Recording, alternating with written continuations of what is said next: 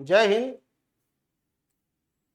BRICS 2025 आपको मालूम है कि 6-7 जुलाई को रियो डी जेनेरो ब्राजील में इसका 17th समिट होने जा रहा है।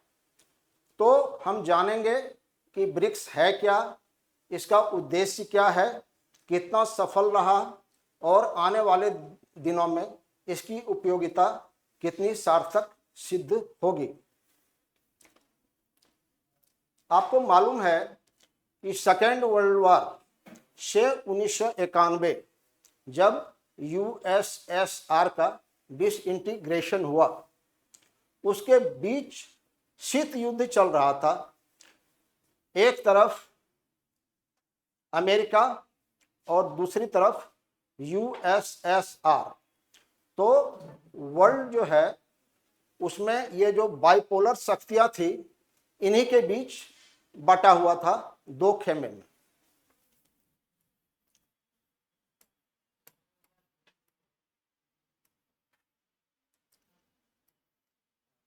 तो 1991 में जब यूएसएसआर का डिसइंटीग्रेशन हो गया, बहुत सारा देश उससे टूटकर बना। उसके बाद अमेरिका का डोमिनेंस चला। अमेरिका अब उसको कहते हैं यूनिपोलर।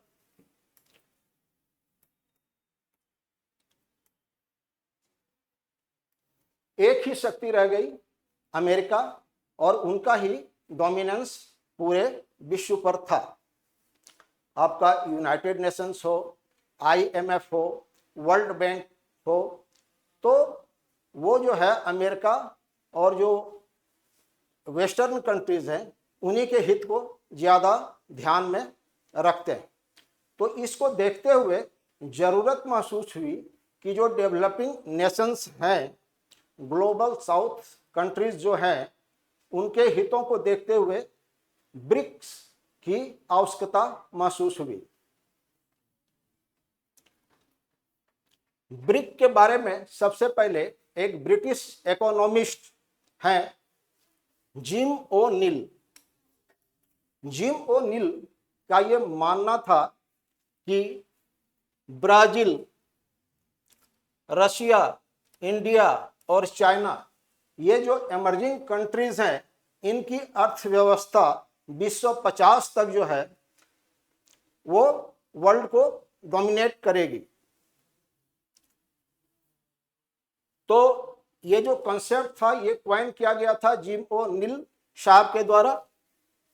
तो उसमें कंट्री ये ब्राजील, रशिया, इंडिया और चाइना, इनके फॉरेन मिनिस्टर्स जो हैं यूएन जनरल असेंबली में 2006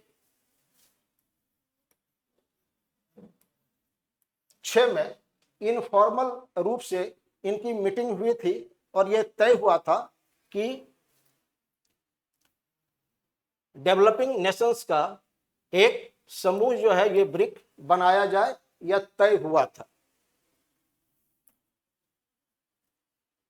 तो ब्रिक सबसे पहला समिट जो ब्रिक है, यानी ब्राजील, रशिया, इंडिया और चाइना का, इसको लेकर के इसकी पहली जो समिट है, इसकी पहली बैठक जो है द फर्स्ट ब्रिक समिट, ये जो शुरुआती दौर में इनको ब्रिक कहा जाता था, तो ये जो है ये रशिया में और येकातेरिनबर्ग में जो है 2009 में ये जो है फर्स्ट समिट ब्रिक का हुआ, जिसमें साउथ अफ्रीका उसमें इसको ज्वाइन नहीं किया था ब्रिक्स को।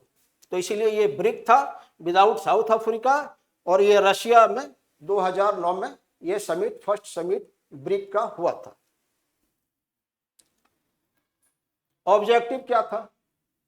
ऑब्जेक्टिव ये था कि जो सदस्य देश हैं, जो डेवलपिंग नेशंस हैं और इमर्जिंग इकोनॉमीज हैं, उनके बीच में इकोनॉमिक कोऑपरेशन, मल्टीपोलर वर्ल्ड से मतलब है कि जैसे मैंने अभी आपको बताया कि 1991 के पहले बाइपोलर व्यवस्था थी, बाद में यूनिपोलर केवल अमेरिका रह गया, यूएसए, और बाद में लगा कि सबकी भागीदारी हो, तो मल्टीपोलर वर्ल्ड का जो है एक विजन था ब्रिक्स कंट्रीज का कि ये मल्टीपोलर वर्ल्ड ऑर्डर होना चाहिए और सदस्य देशों के बीच piece and security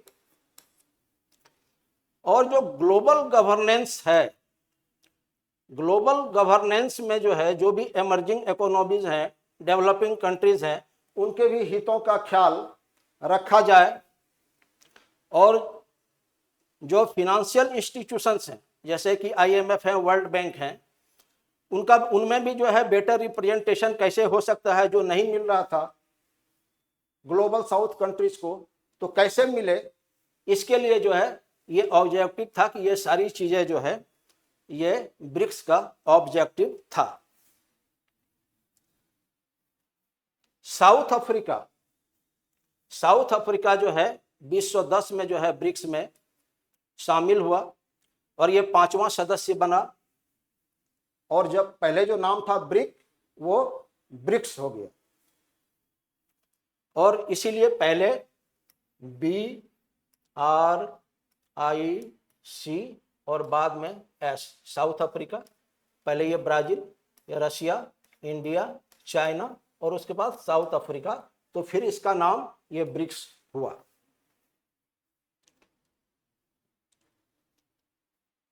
third BRICS summit Sanya China में हुआ था 2011 में, और साउथ अफ्रीका पहली बार जो है इसके सदस्य देश के रूप में इसमें शामिल हुए थे।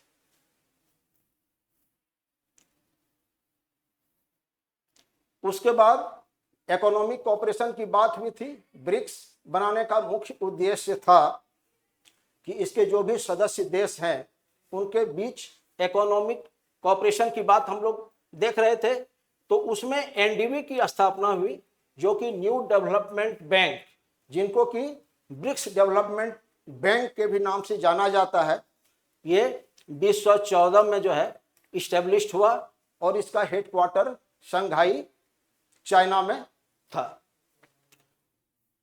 निश्चित तौर पर जो ब्रिक्स कंट्रीज हैं उसमें सबसे डोमिनेंट कंट्री चाइना है, और आप देख सकते हैं कि शंघाई चाइना में ही जो है एनडीबी का जो है हेडक्वार्टर स्थित है।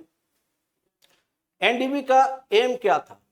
एनडीबी का एम यह था कि फाइनेंस करना, किसको फाइनेंस करना, उसका जो है वो जो ढांचागत और सतत जो है विकास प्रोजेक्ट्स जो चल रहे हैं इमर्जिंग इकोनॉमीज कंट्रीज में जो ब्रिक्स के हैं, उनको फाइनेंस करना। एक तो पहले फंड की व्यवस्था करना है, और दूसरा जो है इमर्जिंग इकोनॉमीज जो डेवलपिंग नेशंस हैं और कंट्रीज को, उनके लिए जो है फाइनेंस की सुविधा मुहैया कराना था। और एनडीबी को यह माना गया था कि जो ट्रेडिशनल हम लोगों का पहले इंस्टीट्यूशंस थे, फिनेंशियल इंस्टीट्यूशंस, जैसे वर्ल्ड बैंक था और आईएमएफ, तो ये लोग उतना डेवलपिंग नेशंस के लिए काम कर नहीं रहे थे, ग्लोबल साउथ कंट्रीज के लिए उतना काम ये कर नहीं रहे थे, और ये केवल जो है यूएसए और उसके जो वेस्टर्न एलाइज हैं उनके लिए ये ज़्यादा उनके हितों की जो है रक्षा करते हैं। तो एनडीबी जो है इसके स्थापना का मुख्य उद्देश्य ये था कि जो डेवलपिंग नेशंस हैं और जो इमर्जिंग इकोनॉमीज कंट्रीज हैं उनके लिए जो है फंड की व्यवस्था करना है, अल्टरनेटिव सोर्स ऑफ फंडिंग की व्यवस्था करना था। और इनके जो ये न्यू डेवलपमेंट बैंक जो है, इनके फर्स्ट प्रेसिडेंट एक इंडियन थे जिनका नाम केवी कामत। अब देखिए, इजिप्ट, इथियोपिया, ईरान और जो यूनाइटेड अरब अमीराट्स हैं, उन्होंने भी ब्रिक्स को जो है 2024 में ज्वाइन किया, और इंडोनेशिया जनवरी में जो है 2025 में इन्होंने भी ज्वाइन किया। तो पहले सबसे पहले जो 4 कंट्रीज थे, ब्राजील, रशिया, इंडिया, चाइना, बाद में साउथ अफ्रीका ने उनको ज्वाइन किया 5। आप यहाँ देखेंगे 4 कंट्री, 9 और इंडोनेशिया। तो अब जो है टोटल जो है इनके मेंबर कंट्रीज की संख्या कुल 10 हो गई है। इसके अलावा और भी इसके जो है पार्टनर कंट्रीज और हैं, जैसे सऊदी अरबिया। फॉर्मली इन्होंने अभी जो है ब्रिक्स को ज्वाइन नहीं किया है।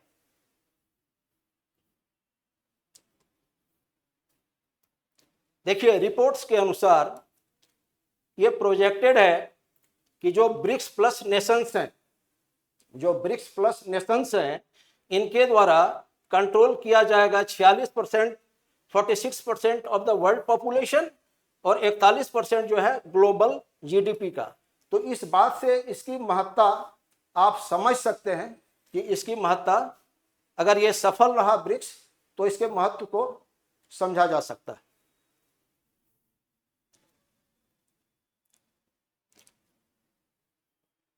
ये जो ब्राजील समिट हो रहा है, ब्राजील समिट 6-7 जुलाई को रियो डी जेनेरो ब्राजील में, तो उसमें वही है, उसका थीम वही है, global south cooperation. Global south countries के बीच में जो है कोऑपरेशन कैसे बढ़ाया जाए और सस्टेनेबल गवर्नेंस की बात है।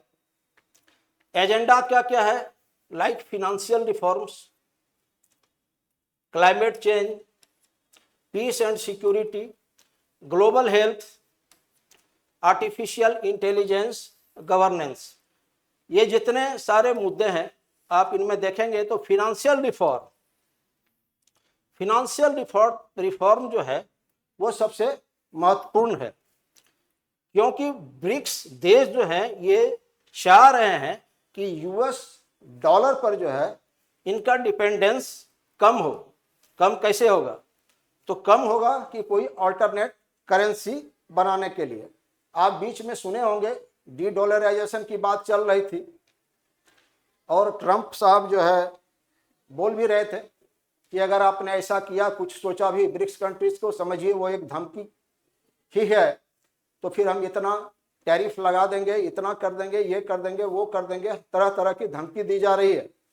तो एक अल्टरनेटिव करेंसी के बारे में जो है ब्रिक्स कंट्रीज सोच रहा है, ताकि डॉलर पर जो है इनका डिपेंडेंस कम हो।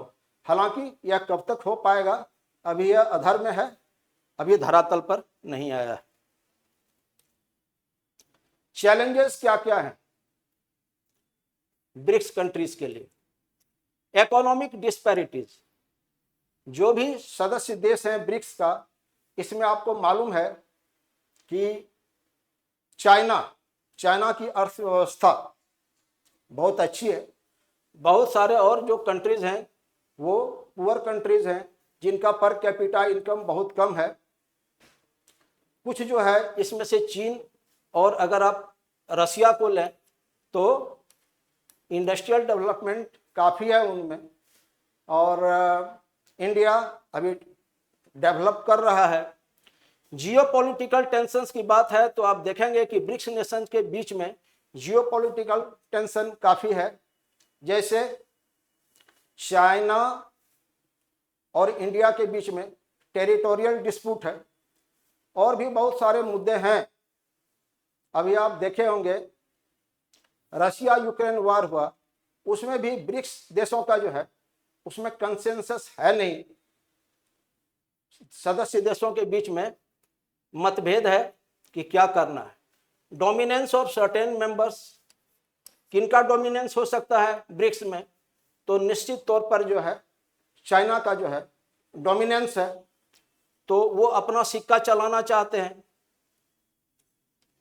कंसेंसस ऑन की ग्लोबल इश्यूज, जो भी ग्लोबल इश्यूज हैं उसमें आप देखेंगे कि इन लोगों का जो है एक राय जो है ब्रिक्स नेशंस का नहीं है। जैसे उदाहरण के तौर पर आप रशिया यूक्रेन वार को ही देख लें, तो उसको लेकर सदस्य देशों के बीच मतभेद है। Need for a BRICS currency, अगर डॉलर पर डिपेंडेंट डिपेंडेंट नहीं रहना है तो उसके लिए एक ऑल्टरनेटिव करेंसी बनाने की बात है, लेकिन ये अभी तक धरातल पर नहीं आया है। आगे आपको पता है 6-7 जुलाई को ब्राजील में 17वां समिट हो रहा है।